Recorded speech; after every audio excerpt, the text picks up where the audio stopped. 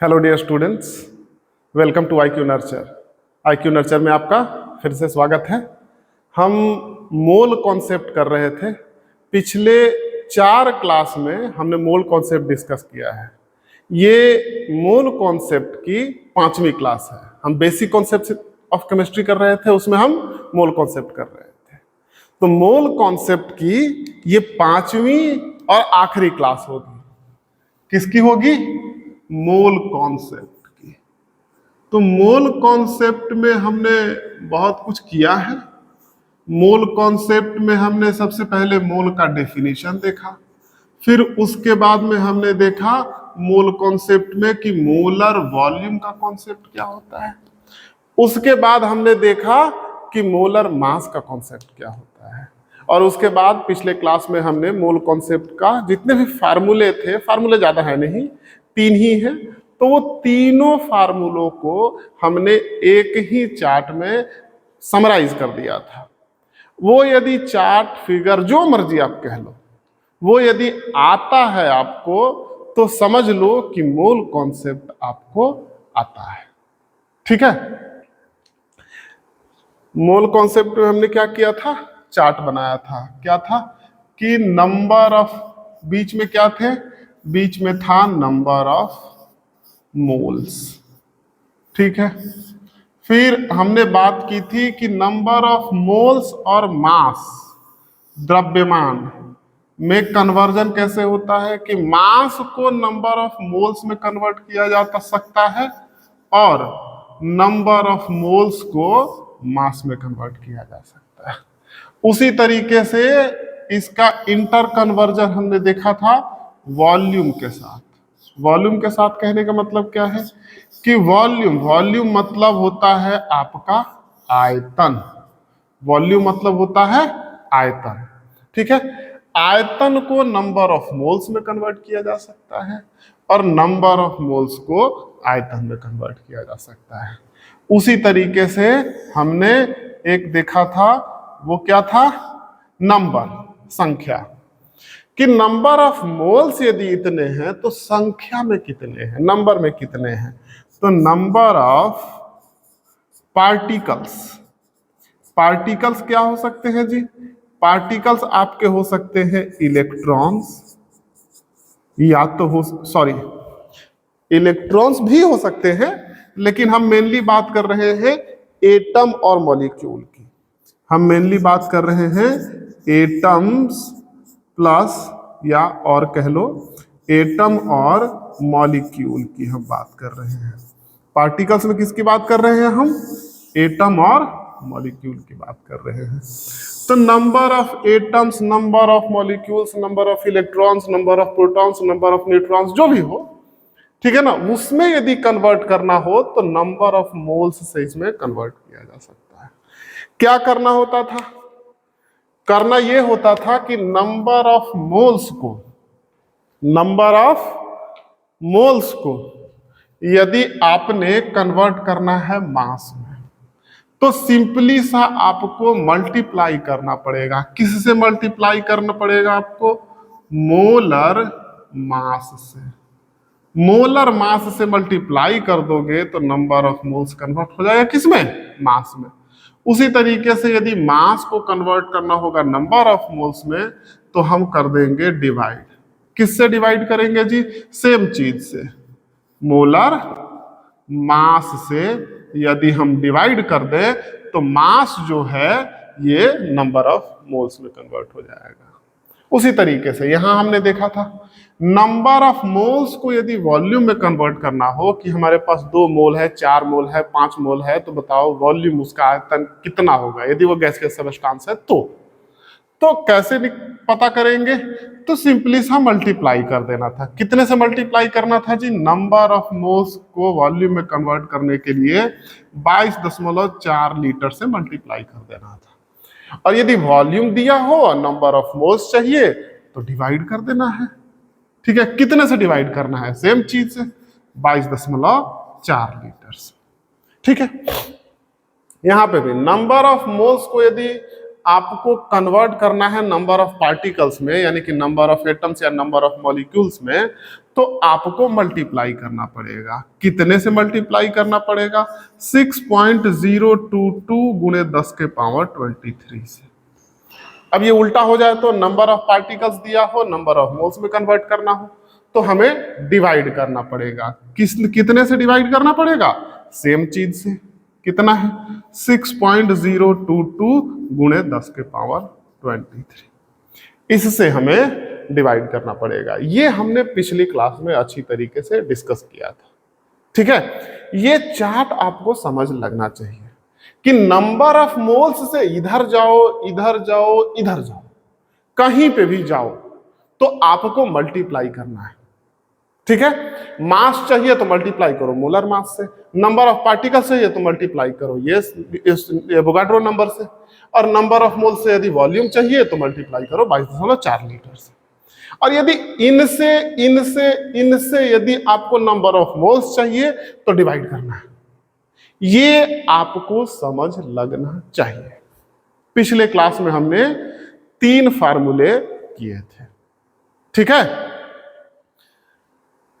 अच्छा, किसी के ये शिकायत तो नहीं ना है जी कि सर आप लेक्चर में थोड़ा आपका लेक्चर जो है हमें बोरिंग या फिर काफी स्लो लगता है? एक्चुअली देखो, तड़कता भड़कता लेक्चर बनाया जा सकता है, ठीक है ना, लेकिन एक्चुअली तुम्हें रिक्वायरमेंट उस चीज की नहीं है। जानबूझ करके मैं लेक्चर को स्लो रखता हूं, थोड़ा सा क्लियर बोलने की कोशिश करता हूं ताकि आपको अच्छे से समझ लगे। यदि आपको अच्छे से समझ लगेगी, यही काम आएगा। ठीक है, जैसे कि देखो, हम लोग जब खाना खाते हैं तो तला हुआ खाना, ऑयली खाना हमें अच्छा तो लगता है, लेकिन समस्या ये है कि उससे हमारी हेल्थ खराब हो जाती है, मोटापा बढ़ जाता है। यदि हम हेल्दी फूड खाए तो वो ज्यादा अच्छा नहीं लगता, लेकिन उसकी खास बात यह है कि आपका हेल्थ अच्छा रहता है। तो आपको एक बीच बीच में सेलेक्ट करना पड़ेगा कि ज्यादा ऑयली खाना भी ना हो और ज्यादा मान लेते हैं हेल्दी हो, लेकिन ऐसा भी नहीं है कि दिन रात कद्दू खा रहे हैं। तो बीच बीच में एक रास्ता आपको निकालना पड़ेगा। यहां भी वही हाल है कि यदि लेक्चर तड़कता भड़कता हो, ठीक है, तो उसमें होगा क्या कि वो लेक्चर तो आपको अच्छा लगेगा, इसमें कोई शक नहीं है, लेकिन उससे आपका कंपटीशन होगा नहीं। ठीक है, मैं भी अपने टाइम पे पढ़ा हूं ना, बहुत सारे लोग पढ़ते हैं, न जाने कितने स्कूल हैं इंडिया में, उससे टॉप हो करके न जाने कितने स्टूडेंट आते हैं, लेकिन नीट या जेई या कंपटीशन में होता कितने लोगों का है? बहुत कम लोगों का। कारण क्या है? कुछ ना कुछ कारण तो रहा होगा, डिटेल में कभी हम चर्चा करेंगे उन कारणों की। लेकिन हाँ, इतना जरूर है कि यदि आप समय लगा करके समझोगे नहीं तो बात बनेगी नहीं। आपको देखने में अच्छा लगेगा, सुनने में अच्छा लगेगा, ऐसा लगेगा कि हाँ चलो सर कुछ तो अच्छी बातें कर रहे थे, मजा आ गया आज। लेकिन ये मजा एग्जामिनेशन के बाद तक नहीं रहेगा। जैसे ही आप एग्जामिनेशन दोगे तो पता चलेगा कि मजा बस केवल पहले आता था लेक्चर देखने में, नंबर तो आए नहीं, अब कहाँ से मजा आएगा? कंपटीशन जब निकला नहीं, कोई कॉलेज मिलेगा नहीं, तो ये सारा का सारा मजा जो है किरकिरा हो जाएगा।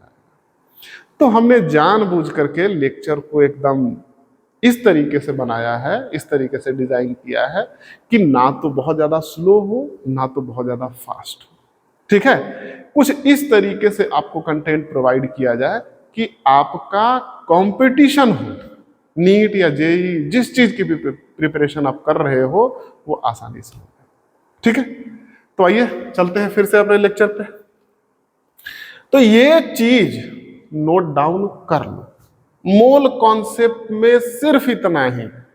पिछले 4 दिन और आज ये 5वीं लेक्चर है, 5 लेक्चर में लगा करके मैं सिर्फ इतना ही समझा रहा हूं और सिर्फ इतने से ही क्वेश्चन आते हैं। हाँ, मोल कॉन्सेप्ट का एप्लीकेशन है, एप्लीकेशन हम देखेंगे कि मोल कॉन्सेप्ट का एप्लीकेशन जो है वो जब स्टोइकोमेट्रिक कैलकुलेशंस करते हैं या फिर कंपोजिशन निकालते हैं या फिर कंसंट्रेशन वाले टर्म्स, मोलारिटी वो सब निकालते हैं, तो कैसे निकलेंगे, वो एप्लीकेशन है। लेकिन मोल कॉन्सेप्ट में सिर्फ और सिर्फ इतना ही समझना है। ये आपको इंटर कन्वर्जन आना चाहिए कि मोल्स, नंबर ऑफ मोल्स दिया है तो वॉल्यूम में कन्वर्ट कर ले, ये मास में कन्वर्ट कर ले इसको, या इससे इसमें कन्वर्ट कर ले, इससे इसमें कन्वर्ट कर ले, कैसे होगा, ठीक है ना। फॉर एग्जाम्पल यदि मास दे रखा हो, आपको इसमें कन्वर्ट करना है तो डायरेक्ट कोई रास्ता तो दिख नहीं रहा, हाँ दिख रहा है, इसको पहले नंबर ऑफ मोल्स में कन्वर्ट करो और नंबर ऑफ मोल्स को इसमें कन्वर्ट कर लो, काम हो जाए, ठीक है। चलो मैं आपको कुछ क्वेश्चंस देता हूं, इजी इजी क्वेश्चंस, ठीक है ना, ताकि कॉन्सेप्ट को आप अच्छी तरीके से समझ लो, ठीक है। और पढ़ाई तो किया ही करो, प्लस में लाइक सब्सक्राइब शेयर भी किया करो यार, घंटी वंटी बजा दिया करो है ना। अकेले अकेले पढ़ोगे, बाकी लोगों को भी पढ़ने दो, तो बाकी दोस्तों को भी शेयर करो, ठीक है। घंटी वंटी बजा दिया करो ताकि जब लेक्चर का नोटिफिकेशन आए, डेली 6 बजे शाम में लाइव लेक्चर आती है, तो जैसे ही आए शाम में बैठो, लेक्चर देख लो, आधे घंटे का काम है, मुश्किल से जब मैं पढ़ाऊंगा तो मुश्किल से 1 या 2 क्वेश्चन डेली करते चलना, बस इतना जिसने यदि कर दिया, उसका जो भी कंपटीशन नीट देना चाहता है, जेई देना चाहता है, वो निकलेगा, गारंटी के साथ निकलेगा, क्योंकि करना ही सिर्फ इतना होता है, ठीक है ना। ये कुछ इस तरीके की बात है कि यदि आपको कोई बीमारी हुई है तो यदि हम एक एक टैबलेट रोज मान लेते हैं कि 365 डेज खाते हैं, बीमारी ठीक हो जाएगी। लेकिन होता है, गलती क्या करते हैं हम लोग कि बीमारी हुई है, पता चला कि पहले दूसरे दिन 10 टैबलेट खा लिए, फिर उसके बाद भूल गए खाना, फिर पता चला आखिरी में जाकर के 1 साल के एंड में हम मान लेते हैं जितने भी बचे हुए हैं सारे के सारे टैबलेट खा गए। इससे बीमारी सॉल्व नहीं होने वाली, बीमारी ठीक नहीं होने वाली, ठीक है। आपको डेली डेली करके थोड़ा थोड़ा करके मेडिसिन लेनी है, बीमारी ठीक हो जाएगी। पढ़ाई में भी कुछ इसी तरीके की है, आप डेली डेली करके थोड़ा आधा आधा घंटा का ही डोज मैं देता हूं, इतना यदि आप कर देते हो तो आपका कंपटीशन में गारंटी है हो जाएगा। और यदि नहीं कर पाते हो, सोचोगे थोड़ा सा पहले पढ़ा, आखिरी में देख लेंगे, तो फिर तुम तो ना देख पाओगे, कंपटीशन तुम्हें जरूर देख लेगा, ना हो पाएगा, ठीक है। चलो आते हैं अपने क्वेश्चन पे। तो मैं कुछ क्वेश्चंस देता हूं, आप उसे कैलकुलेट करना, ठीक है ना। सपोज मान लेते हैं एक क्वेश्चन है, क्वेश्चन ये है, मैंने क्या बताया आपको कि वॉल्यूम से नंबर ऑफ मोल्स में कन्वर्जन आना चाहिए, नंबर ऑफ मोल्स से वॉल्यूम में कन्वर्जन आना चाहिए। तो सिंपली कैलकुलेट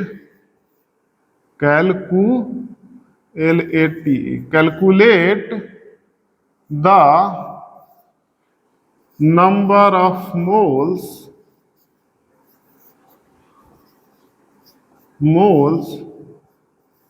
इन, मान लेते हैं कि मेरे पास सपोज कि मेरे पास एक बाल्टी है, ठीक है ना। बाल्टी जनरली 20 लीटर की होती है जिसे हम नहाते हैं। तो सपोज उसमें जो एयर भरा हुआ है, मान लेते हैं कि उसमें टोटल का टोटल नाइट्रोजन भरा हुआ है। तो सपोज उस टोटल का टोटल जो नाइट्रोजन भरा हुआ है, तो number of moles of nitrogen कितने हैं एक बाल्टी में, एक बाल्टी 20 लीटर का है। तो सपोज वही क्वेश्चन मैं दे देता हूं कि calculate the number of moles in 20 litre of nitrogen gas, N2 gas.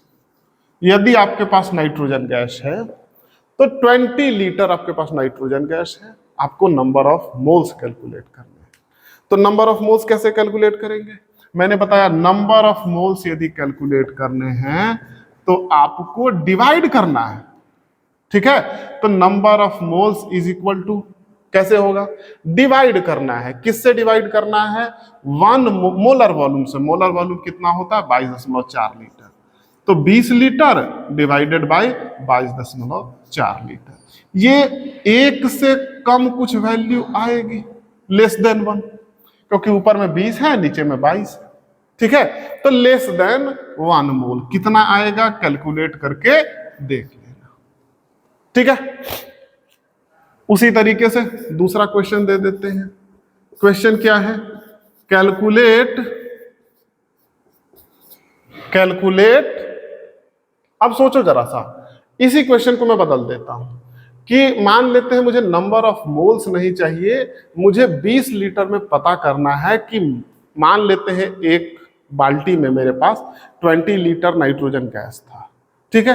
तो उस नाइट्रोजन गैस को सपोज कि मैं सॉलिड में कन्वर्ट कर देता हूं, उसको कंप्रेस कर देता हूं, तो वो सॉलिड में कन्वर्ट हो जाएगा। तो कंप्रेस करके सॉलिड या लिक्विड जिसमें भी कन्वर्ट हो जाए, तो मुझे चाहिए कि उसका मास, उसका द्रव्यमान कितना है पता करना है। तो सपोज उसको वेइंग बैलेंस पे तराजू पे रख के मैं चाहता हूं कि उसका मास पता करूं, तो कितना मास होगा, ठीक है, हमें मास कैलकुलेट करना है, ठीक है ना। हमारे पास है कितना, 20 लीटर्स ऑफ नाइट्रोजन गैस। तो calculate the mass of 20 litre of N2 gas. हमारे पास 20 लीटर नाइट्रोजन गैस है, ठीक है, ज्यादा नहीं है, बस एक बाल्टी ही है, 20 ही है। तो 20 लीटर नाइट्रोजन गैस है, तो हमें मास कैलकुलेट करना है। कैलकुलेट द मास, मास मतलब द्रव्यमान। हमने देखा था अभी यहाँ पे कि ये है नंबर ऑफ वॉल्यूम्स, ये है नंबर ऑफ मोल्स, और यदि मास इधर था, मास से नंबर ऑफ मोल्स में कन्वर्ट किया जा सकता है, नंबर ऑफ मोल्स को मास में कन्वर्ट किया जा सकता है।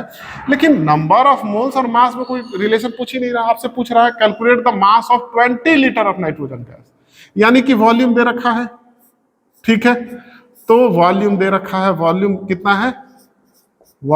है जी, ये दे रखा है 20 लीटर है, और आपको ये दे रखा है और ये पूछ रहा है। तो यहां से डायरेक्ट यहां कैलकुलेट करने का कोई मेथड तो है नहीं। हाँ, यहां से पहले यहां कैलकुलेट करो, फिर उसके बाद यहां कैलकुलेट करो। कैसे होगा? वॉल्यूम को पहले नंबर ऑफ मोल्स में कन्वर्ट करेंगे। नंबर ऑफ मोल्स में कन्वर्ट करने के लिए क्या करना होता है? डिवाइड करना होता है 22.4 लीटर से। जब एक बार डिवाइड करके जो आंसर आएगा वो नंबर ऑफ मोल्स आ गया। इस आंसर को फर्दर यदि मास में कन्वर्ट करना हो तो आपको गुना करना पड़ेगा किससे? मोलर मास, ठीक है। तो इसी चीज को हम फॉलो करेंगे यहां पे, ठीक है ना। तो सबसे पहले क्या करेंगे? कैलकुलेट द मास, यानी सबसे पहले नंबर ऑफ मोल्स निकालते हैं।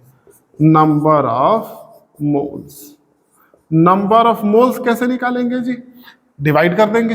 कितना है? 20 लीटर है ना, तो 20 लीटर डिवाइडेड बाई 22.4 लीटर, ठीक है। जो भी आया आंसर, नंबर ऑफ मोल्स आ गए। अब एक बार जब नंबर ऑफ मोल्स आ गया तो अब उसके बाद हम कैलकुलेट कर सकते हैं मास, द्रव्यमान। तो मास ऑफ N2, नाइट्रोजन का मास कितना हो जाएगा? जो कुछ भी आंसर आएगा, इतना मोल्स आया है ना, इतने मोल्स आए हैं, इसमें मल्टीप्लाई कर देना है मोलर मास से, ठीक है। तो मोलर मास होता कितना है जी? मोलर मास कैलकुलेट कर लेते हैं। मोलर मास ऑफ N2, मैंने बताया था मोलर मास ऑफ कोई किसी भी सब्सटेंस का मोलर मास यदि पता करना हो तो पता करो कि वो एटम है या मॉलिक्यूल। तो यहाँ मॉलिक्यूल है, नाइट्रोजन के 2 एटम मिलकर के एक मॉलिक्यूल बनाते हैं और वो मॉलिक्यूलर फॉर्म में पाया जाता है नाइट्रोजन। तो नाइट्रोजन एक मॉलिक्यूल है, तो इसका मॉलिक्यूलर वेट निकालो और मॉलिक्यूलर वेट निकाल करके उसको ग्राम में लिख दो, हो गया मोलर मास। तो मॉलिक्यूलर वेट निकालो। मॉलिक्यूलर वेट कितना होगा जी? एक नाइट्रोजन का होता है एटॉमिक वेट 14, तो यहाँ 2 नाइट्रोजन है, तो 14 गुने 2 यानी कि 28। लेकिन इसको जब मैं ग्राम में लिख दूंगा तो ये बन जाएगा हमारा मोलर मास। यदि मैं AMU में भी लिखूंगा तो यह है मॉलिक्यूलर मास, और ग्राम में लिख दिया तो बन गया मोलर मास। तो यहां जो कुछ भी आया है उसको मल्टीप्लाई कर दो मोलर मास से। तो कितना आया था? 20 डिवाइडेड बाई 22.4, और इसको मल्टीप्लाई कर देना है कितना? 28 से। आंसर जो भी कैलकुलेट होकर के आएगा ग्राम में आएगा, और उतना ग्राम हम यदि नाइट्रोजन 20 लीटर नाइट्रोजन को सोचो, ये 1 से कम आएगा, 1 के आसपास आएगा, 28 है या 25 के आसपास, कुछ ये 25 के आसपास, 25 ग्राम के आसपास कुछ आंसर आएगा। ठीक है, तो यानी कि एक बाल्टी यदि आपके पास एयर हो, यदि नाइट्रोजन उसमें पूरी तरीके से फिल है, भरा हुआ है, उस नाइट्रोजन को यदि आप कंप्रेस कर दोगे तो वो 25 ग्राम नाइट्रोजन है। 25 ग्राम कितना? 50 ग्राम हम चीजें मांगने जाते हैं ना दुकान में कि 50 ग्राम ये चीज दे दीजिए, वो चीज दे दीजिए, तो 50 ग्राम का आधा है 25 ग्राम। तो 25 ग्राम के आसपास है, मतलब कम नहीं है, बहुत होता है ये। ठीक है, और एक इंटरेस्टिंग फैक्ट मैं बताता हूं आपको, यही कारण है नाइट्रोजन का यूज कहां होता है। नाइट्रोजन का यूज होता है खाद, यूरिया खाद, अपने नाम सुना होगा। किसान जब अपने खेतों में खाद छिड़कता है तो वाइट वाइट सा दाना दाना सा आता है, एक्चुअली वो नेशनल फर्टिलाइजर्स लिमिटेड खाद बनाती है। तो वो उसमें खाद में एक्चुअली कंपोजिशन क्या होता है? नाइट्रोजन होता है, ऑक्सीजन होता है, कार्बन होता है, हाइड्रोजन होता है, जिसमें नाइट्रोजन का अच्छी खासी मात्रा होती है। तो ये नाइट्रोजन आता कहाँ से है? ये नाइट्रोजन एयर से ही लेते हैं। एयर में कितना नाइट्रोजन है जी? एयर में नाइट्रोजन है 79%। तो एयर को हम कलेक्ट कर लेते हैं और उसमें से नाइट्रोजन निकालते हैं, और वो नाइट्रोजन समझो एयर में नाइट्रोजन इतना ज्यादा है कि बहुत, हर घर में लगभग एक एक बोरी, दो बोरी, 10 बोरी खाद आ रहे हैं, लेकिन फिर भी नाइट्रोजन खत्म नहीं हो रहा। और नाइट्रोजन आ कहां से रहा है? गैस से ही आ रहा है। ठीक है, तो गैस में नाइट्रोजन की मात्रा, यदि गैस को ला करके उसे कंप्रेस कर दोगे, दबा दोगे, तो काफी बड़ी मात्रा है मिलेगी आपको। ठीक है, तो आपको मास का कन्वर्जन आ गया कि मास को यदि कन्वर्ट करना होगा सिंपली सेम तरीके से, यदि आपको वॉल्यूम दे रखा है और नंबर ऑफ पार्टिकल्स यदि निकालना हो, नीचे में नंबर ऑफ पार्टिकल्स लिखा था, मास दे रखा हो, नंबर ऑफ पार्टिकल्स निकालना हो, तो रास्ता वही है, वो नंबर ऑफ मोल्स में कन्वर्ट करो, उसके बाद कहीं कुछ कन्वर्ट करो। तो नंबर ऑफ मोल्स जो है मोलर कॉन्सेप्ट में काफी ज्यादा इंपॉर्टेंट प्लेस रखता है। ठीक है, मोलर कॉन्सेप्ट में यदि कहीं पे भी हो, एक ट्रिक मत समझो इसको, ऐसा समझो एक कॉन्सेप्ट। क्वेश्चन बनाना हो तो कुछ भी दे रखा हो, सबसे पहले उसे कन्वर्ट करो नंबर ऑफ मोल्स में, उसके बाद आपको रास्ता दिख जाएगा कि क्या करना है। सबसे पहले कन्वर्ट करो नंबर ऑफ मोल्स में, उसके बाद अपने आप रास्ता दिखेगा आपको। ठीक है, ज्यादा सोचने की जरूरत नहीं पड़ेगी। तो सबसे पहले नंबर ऑफ मोल्स में कन्वर्ट करना है। ठीक है ना, तो यहां तक समझ लग गया। चलो एक क्वेश्चन और है, थोड़ा सा लेंदी क्या, हमने मास वाला और वॉल्यूम वाला भी कर लिया ना, हम जरा नंबर ऑफ पार्टिकल्स वाला और मास वाला कर लेते हैं, एक रिलेशनशिप वाला एक क्वेश्चन। ठीक है ना, उससे पहले लेक्चर को फिर से बोल रहा हूं मैं कि भाई सब्सक्राइब किया करो, दूसरे लोगों को शेयर किया करो यार, जिनको पढ़ना है ना। तो एक क्वेश्चन है आपका, ये है प्रीवियस ईयर का ही क्वेश्चन है, प्रीवियस ईयर PYQ का ही है पार्ट। ठीक है, क्वेश्चन कहता है कि the number of atoms in the number of atoms in 4.25 gram of NH3 is approximately of NH3 is approximately, आपके पास 4.25 ग्राम है NH3 का। आंसर में लिखा, ऑप्शन में दिया हुआ है 4 गुणे 10 के पावर 23, फिर बी ऑप्शन है 3 गुणे 10 के पावर 23, ऑप्शन नंबर सी है 6 गुणे 10 के पावर 23, और ऑप्शन नंबर डी है 1 गुणे 10 के पावर 23। ठीक है, ये 4 ऑप्शन आपको दिए गए हैं, आपको बताना है कि ये चारों ऑप्शन में से कौन सा करेक्ट ऑप्शन है। ठीक है, तो यहां पे देखो क्वेश्चन को सॉल्व कैसे करेंगे। यहां नंबर ऑफ एटम्स पूछ रहा है, यानी कि नंबर ऑफ पार्टिकल्स पूछ रहा है, और दे क्या रखा है आपको, इन मास दे रखा है। ठीक है, तो ये हमारा वो था, यहां था नंबर ऑफ मोल्स, ठीक है, और इधर था आपका मास, ठीक है ना, इधर था आपका वॉल्यूम, और नीचे में है आपका, इधर में है आपका नंबर ऑफ एटम्स, एटम्स या मॉलिक्यूल्स, संख्या। ठीक है, कोई दिक्कत नहीं। तो हम कैलकुलेट कैसे करेंगे, देखो ध्यान से, आपको क्या दे रखा है, आपको दे रखा है अगेन ये मास दे रखा है, और आपको चाहिए क्या, ये वाला चाहिए। तो यहां से कैसे आएंगे, यहां मास को पहले नंबर ऑफ मोल्स में कन्वर्ट करेंगे, नंबर ऑफ मोल्स को इसमें कन्वर्ट करेंगे। ठीक है, तो पहले मास को नंबर ऑफ मोल्स में कन्वर्ट करें। तो नंबर ऑफ मोल्स कैसे निकालेंगे जी, नंबर ऑफ मोल्स कैसे निकलता है, नंबर ऑफ मोल्स निकालने के लिए मैंने क्या कहा था कि इधर से इधर आपको आना है तो डिवाइड करना है, इधर से इधर तो डिवाइड, इधर से इधर तो डिवाइड, और यहां से कहीं पे भी जाना है तो मल्टीप्लाई करना है। तो यहां से पहले यहां आना है तो ये डिवाइड करना है ना, यहां पे क्या करना है, डिवाइड करना है, और यदि यहां से इधर आना है तो यहां पे आपको मल्टीप्लाई करना है।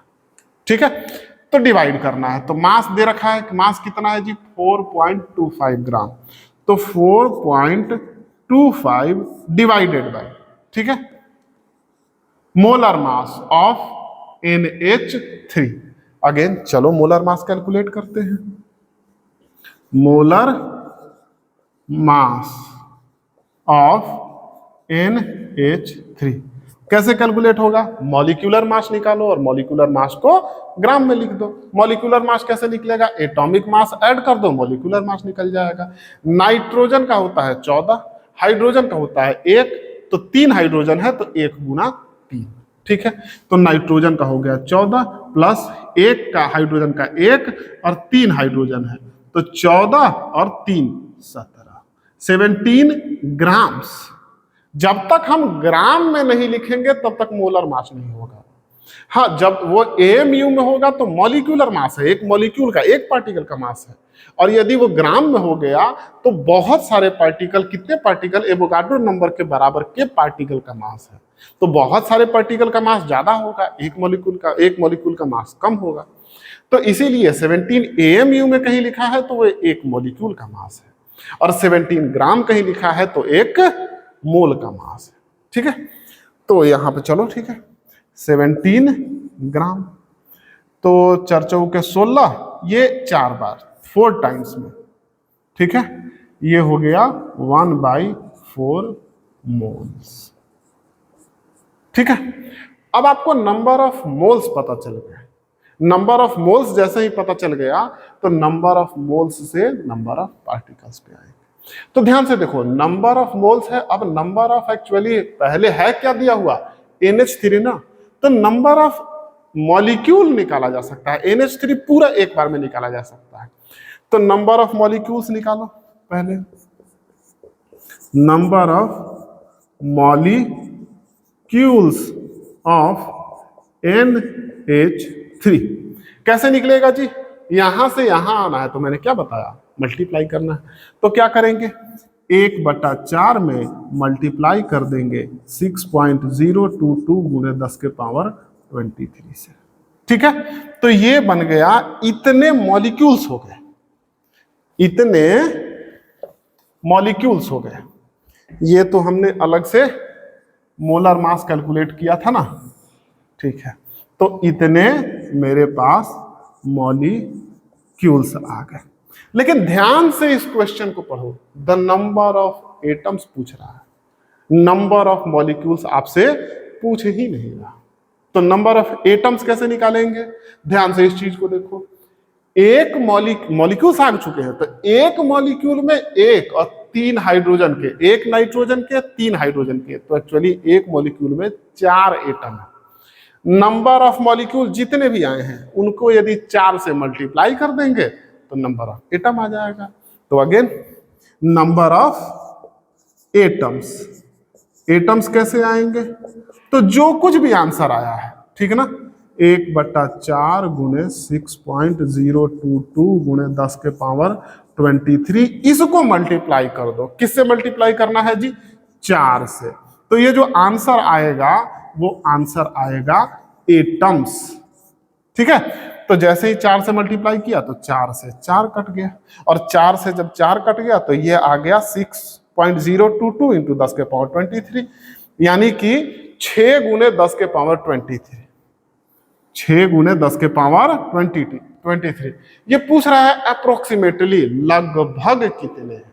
ये नहीं पूछ रहा कि एग्जैक्टली कितना है। तो एग्जैक्ट वैल्यू तो ये है, लेकिन अप्रोक्सीमेट वैल्यू 6.022, तो क्या पॉइंट के बाद 022 है, इसको नेग्लेक्ट कर देते हैं। तो 6 गुणे 10 के पावर 23। तो हमारा ऑप्शन नंबर सी जो है इज द राइट ऑप्शन, ठीक है। तो मोल कॉन्सेप्ट में इसी टाइप के क्वेश्चंस होंगे। ये आपका एआईपीएमटी का प्रीवियस ईयर का पूछा हुआ क्वेश्चन, ठीक है। ये क्वेश्चन मैंने अपने से नहीं बनाया। तो कंपटीशन में इसी तरीके के क्वेश्चन, इजी क्वेश्चन आएंगे, लेकिन आपको करना क्या है? आपको प्रैक्टिस करनी है। धीरे धीरे चलो, प्रैक्टिस अच्छे से करो। जो क्वेश्चन आज के टाइम पे बनाने में आपको हो सकता है आधा घंटा लग जाए, 1 घंटा लग जाए, प्रैक्टिस धीरे धीरे करते आप चलोगे तो इस क्वेश्चन को बनाने में जब आपकी केमिस्ट्री की क्लास पूरी खत्म हो जाएगी तो आपको पता चलेगा मुश्किल से 2 मिनट बहुत है। 2 मिनट क्या, 1 मिनट देखना है और आंसर करना है, ठीक है। जैसे मुझे कैलकुलेट करना होता है तो मुझे पता है कि 4.25 डिवाइडेड बाई ये, और ये आपको नंबर ऑफ एटम्स पूछ रहा है, तो उसके बाद में सबसे पहले तो एवोगाड्रो नंबर से मल्टीप्लाई कर देना है, उसके बाद 4 से मल्टीप्लाई कर देना है, बस। मतलब लेस देन 1 मिनट मुझे आज के डेट में लगते हैं। तो मुझे लग रहा है लेस देन 1 मिनट। आपको बनाने में अभी हो सकता है कि आधा घंटा लग जाए, हो सकता है घंटों लग जाए, ठीक है। लेकिन ये शुरुआती दौर है। जैसे जैसे आप आगे बढ़ते चलोगे वैसे वैसे आपको पता चलेगा कि आपका ये समय बहुत ज्यादा ड्रास्टिकली कम होता जा रहा है, जो एक क्वेश्चन में आप टाइम ले रहे हो, ठीक है। तो धीरे धीरे चलो, कंटिन्यूअस डेली के डेली लेक्चर देखना है। ऐसा नहीं करना है कि 2 लेक्चर आज देखा उसके बाद सो गए, फिर पता चला कि अब देखेंगे 1 महीने बाद सारा का सारा लेक्चर बैठ करके देख रहे हैं। उसमें नहीं बात बनेगी, उसमें बात नहीं बनेगी। डेली आधे घंटे का ही डोज लो, ठीक है। तो उसमें आपका कंपटीशन हो जाएगा। लेकिन कोशिश करोगे कि एक ही दिन देख लेंगे तो मुश्किल है, ठीक है। बहुत कम स्टूडेंट ऐसे हैं जो ऐसा कर पाएंगे। मुझे नहीं लगता कि एक जनरल सामान्य स्टूडेंट से ऐसा हो पाएगा, ठीक है। तो मैं आपसे रिक्वेस्ट करता हूं कि क्लासेस रेगुलरली करें, डेली करें। आज के लिए इतना ही। हम अगले क्लास में अपना नया टॉपिक डिस्कस करेंगे। मोल कॉन्सेप्ट में इतना काफी है, मोर देन एनफ, ठीक है। लेक्चर देखने के लिए धन्यवाद, थैंक यू।